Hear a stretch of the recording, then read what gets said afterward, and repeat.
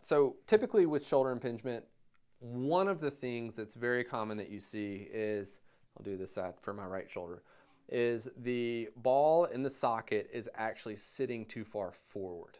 All right, so this is a technique that after we work on getting the thoracic mobility, after we work on all the soft tissues that surround the shoulder blade, after we work on AC joint mobility, after we work on ribs to be able to drop, after we do all these things, what's left?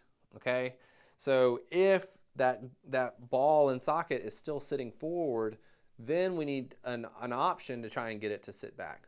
Oftentimes, however, doing all those other things helps to clear so much of this up that you may not need to do this. So, pre-framing, this is in the case that it's still sitting too far forward. So relax that arm, Meg. So let's say that it's sitting too far forward. There are different options for this. They're just set up with belts, very complicated. I'm just going to try to show you a very simple option so that maybe you can replicate this on your clients. So if I feel the acromion here, said that for our camera woman, Sarah, because it's the first time she's heard acromion, so for the 7th time today, acromion process. If I feel the acromion, I want to go just inferior to that where the humeral head sits, okay? So if I bring my thenar eminence onto the anterior portion of that humeral head, I'm talking to therapists right now, so I get to speak with all this jargon. So I get to bring my thenar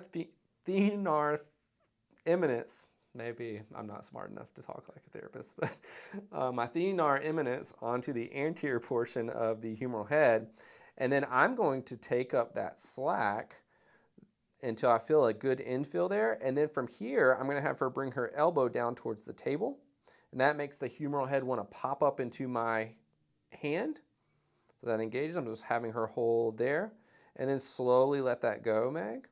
Slowly let it go. Good. And now what I'm doing is I'm kind of providing a little bit of long axis distraction as I do an AP at the same time. So it's kind of like this fulcrum or cantilever scooping type motion. Hopefully one of those resonates. I'm not very good at describing all of the motions all the time. But so now we're able to get her to push her elbow down again. There you go.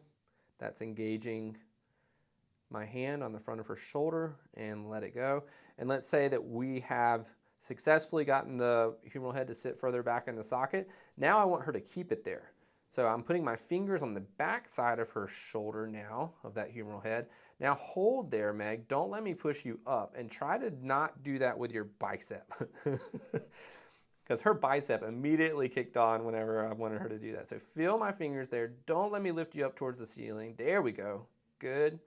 Good, and there may take some coaching here to try and get them to figure it out. There, sometimes you actually even have to help them stay there a little bit better. Feel my fingers on the mat back there, Meg. Don't let me pull you up. Don't let me pull you up. Try to keep your neck relaxed. Good, keep it there. All right, and when you feel like you have them activated pretty well, then I can start to take my support away from her arm and have her just hold her arm there. Keep it there. Keep your arm right where it is. Make a fist. Good, and now keep your shoulder back and don't let me push your fist down towards the table. Good, and now we can work on activating in this position, which can be hard for a lot of people because their humeral head has been sitting too far forward in the socket for so long that they don't even know how to keep it there. So you have to kind of stay here for a long time, do a prolonged hold, which really helps get more of the right fibers turned on, okay? And then from here you can go into a combination of isotonics. So push up towards the ceiling, Meg. Don't lose it in the back of your shoulder. Push up, push up, push up. Hold right there. Good. Now slowly let it lower. Don't lose me. Let me win. Let me win. Good. Don't let that humeral head come forward. Keep it back and relax down.